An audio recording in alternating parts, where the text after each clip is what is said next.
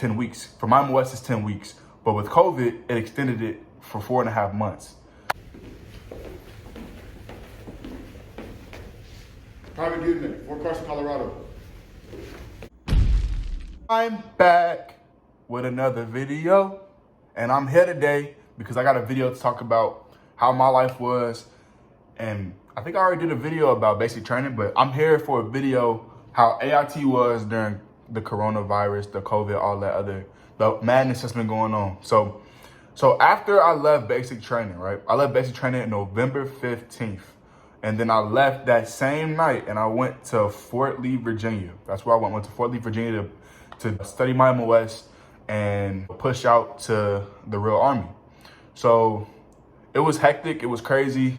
We got on the bus to go to Fort Lee, and then they gave us our phones. No, I take that back. They took our phones, right? And then when we drove, it was like a 4.5 hour drive. I was just, the whole ride there, I was ecstatic. I'm like, bro, we're finally leaving basic training.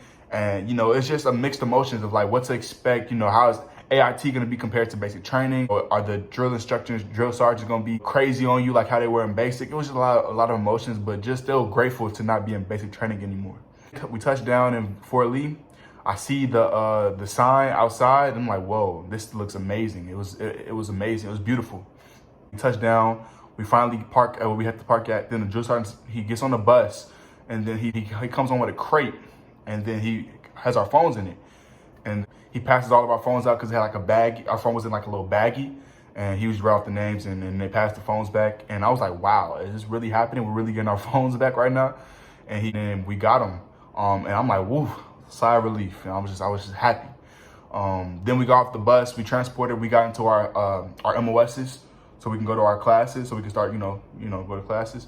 And then we had to carry all of our bags like this. It was crazy, just carrying all of our bags. But it was chill for the most part. It wasn't nothing crazy hectic like how I was in basic training.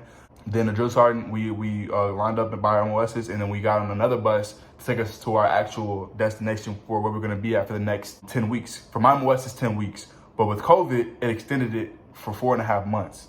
So I would get into that. I would definitely get into that. So we left, we went to our place, and when we finally got to our place, they made us strip down, dump all of our bags, all of our stuff, to inspect all of our stuff. And yeah, it was that. I remember I was trying to find some of my items that they were kept calling out, and I was just so nervous because it's just like when you're trying to find specific items, you have to pull it up. And when I couldn't find an item, I'll be like, oh my God, I'm screwed, bro. So then I asked the drill sergeant if I could go to the bathroom, and I waited there for probably 10 minutes, and then we was just chilling in the bathroom. And I came back out and they were pretty much done. Then we got assigned our room. That was a process in itself because it was a hot room. We went in there, it was so disorganized and everything. And then we finally got our rooms, and then we got stationed in our rooms, and then that was it. So for me, when I got my room, it was already 3 people in the room, right? And then I'm like, hey, it's already packed. And then dude's like in there, just, go down there and go ask for another room. Cause I'm like, you know what?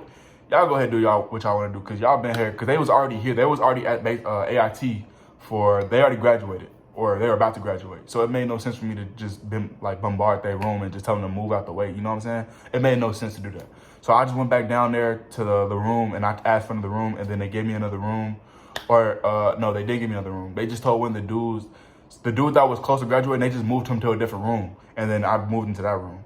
And then after that, which is crazy, I was a holdover or a hold under. So I was waiting for the next rotation of classes to start, right? I'm waiting for the next rotation to start so I can start school, so I can get trained in my MOS, my job, right? So then, as I'm waiting, right, then a couple weeks, about a week and a half goes by, 2 weeks, we chilling, doing nothing, really just doing bare minimum stuff because we can't really do much because we're hold unders. We clean up some simple stuff, whatever here and there, but we really chilling in our rooms on the phone, doing nothing for the most part, right? Then the time comes for which our rotation is about to start for classes. So we have National Guard, Reserve, and active duty, all right? So the National Guard and Reserves, they got in classes before us because they're state funded, so they had to push them out before us, right? So I had to wait again. And then after that, they moved us to a whole different company. I went to a whole different company. All the active duty, all of us went to a whole different company, and we had some reserves. So then I went to Victor Company. I ended up being in Victor Company. And then when I went to Victor Company, Another 2 weeks go by, and then we start class. You know, we start school. The first day happens. We go to school, we march off to school, and then the first day it was just crazy. You know, we marching down the little road. We know school about to start. And me, I hated school. I never really liked school. I hated it. So my whole mindset was just, bro, I gotta do this for 10 weeks. This is gonna be crazy hectic, and I don't like it. I'm not gonna like it. We get to the class, and we get introduced to the whole building, the whole setup, and you know, we start school. They introduce themselves, and after that we get right to it. And then after that we start school. So like I told you before, I left November 15th. Started school probably around, you know, like December-ish, December 8th-ish, around that time. And then after that, I was in school for about like 2-3 weeks, and then I left. We had holiday block leave for Christmas. So I left like December 18th to like July 6th. So it was a huge gap, right? It was a huge gap. And backtrack a little bit, you have different phases you have to go through. You have to pass phases. And it's tests like every week, 2 tests a week type stuff. And I hated school, like I said already. So for my MOS, it's 25 tests or 25 questions per test, and you have to get a 75% or above. You cannot get lower than 75%. And there's no open notes, no nothing. So you have to know all book knowledge. So I'll be studying my butt off for all these tests. So I think we had about a total of 6 to 7 tests in those 2.5 weeks before we left for Christmas holiday block leave. So I made it all the way to D phase. I made it to D phase, right? And then after that we had leave. So then I'm like, whew, I made it because before the last test was to go into D phase. That was the test I was afraid of because that was a hard test that everybody was worried about. And I didn't want to go to holiday block leave knowing I failed a test and then I'm gonna have to recycle, because if you fail a test twice, you have to recycle. You have to start back over again. Or they drop. No, I think actually no. If you fail 2 tests, you get recycled, and if you fail again, then you get kicked out the army. That's just how it goes. So I was afraid. I didn't want that to happen to me. So I studied my butt off, and I passed my test for D phase, and I passed it. Boom. Holiday block leave. I leave and I chill. I chill for the amount of time that I just told you about, and then I come back. Then we have to wait because COVID. Right? COVID is a big issue. So we have to wait. We come back. We wait. I think we waited for like about 2 weeks, right? So we didn't start class until like January like 19th, 20th. After that, we came back to Fort Lee, and then we was pretty much in quarantine for 2 weeks until we started class again. And I was just anxious because I was already in the groove of school, getting graduating. I was already in the groove of just going through the phases, going through the tests, and passing my classes. You know, when I was sitting in quarantine for 2 weeks, I just kept going through my head. I might fail these classes, these tests, whatever. You know what I'm saying? But the 2 weeks, they felt so long too, because we were in pods. You know, we were in pods. We weren't even in a platoon size anymore. So we got split down into pods, and it was just weird. You know, whoever was in your room, that was pretty much who you were able to hang around with. So it was just a completely different experience. It was so weird. And then the 2 weeks felt like a long time. So once the 2 weeks passed, when we started school again, we started up in echo phase. And then that was the longest phase. I think that was the longest phase. And then we took that test, we passed it. I think that was a 2-week class.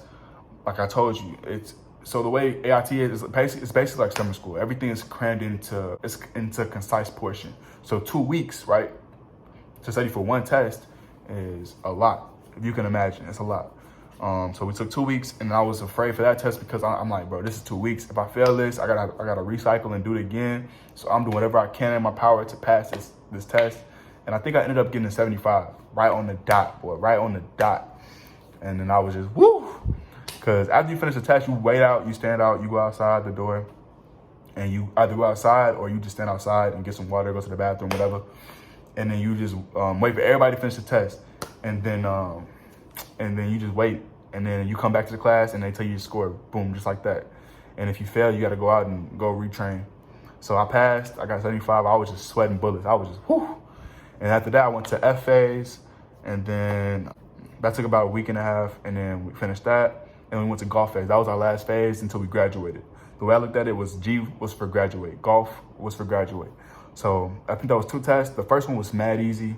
It was no worries. But then the last test, I was so afraid, bro. I was so scared because I'm like, bro, this is the last test, and I just can't mess this up. I ended up passing the test, and then I went through all of AIT without failing one test, and I was good. And after that, we was done. We was done with school, and we just did filler classes. We went to class. We just talked about random stuff like spaceships and stuff, outer space, stuff like that. After that, we graduated about a week and a half later, and then I graduated March 5th, but I didn't leave AIT until March 25th to go to Fort Carson. So I was there for 20 days after. I was a holdover for 20 days. 20 days. Normally during regular Army, when you graduate, you probably leave that same night or the following day. But with coronavirus and COVID, we was there for 20 extra days. Let me go back. Let me go back a little bit. So it gets to a point in your AIT, you find out your duty station. So I didn't find out my duty station until after I got back from leave.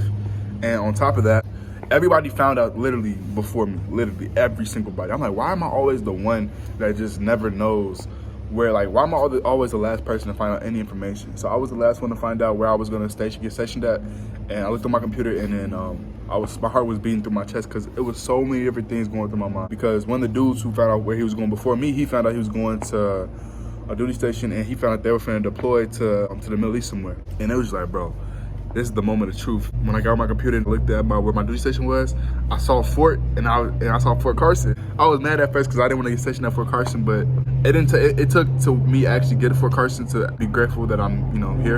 I'm not there anymore. I ended up deploying. If you watched my previous video, or one of my previous videos about me being deployed, but that's besides the point. So now back to the actual story. So with those 20 days of us being graduates, we are holdovers. So that means that we're done with school, right? So that means that we did the most stupidest, dumbest tasks ever to do. Just cause they had soldiers who were done doing what they were doing. They need people to do stuff. So they told us to do it. Now, in retrospect, even just looking back at it, they should have really had the hold unders doing it. The people who didn't start school yet to do most of the work, but they had us doing majority of the work. Even after we already went through those phases. We already were hold unders. We went to class. We became graduates, and then even holdovers. Like when we were hold unders, we didn't really do a lot of work because we were in a different company. But when we got to our company that we were in, it's like, why are you having the holdovers do? Like, you have the hold unders do the work. So we did the most stupidest tasks. We did the most, we did some of the dumbest things, but we did that for about 20 days. And then I finally got word like one night prior, and they said, oh, you're leaving, pack your bags, you're leaving. And I was like, wow, okay, bet, I'm gone. And then that's how it was. That was how AIT was, during the COVID situation, the coronavirus stuff. So if you guys like that, make sure you like, share, subscribe if you're new. And we're going up. I promise you we're going up. Comment what you want to see from me in the future, and let's keep going up. I love y'all. Javon out.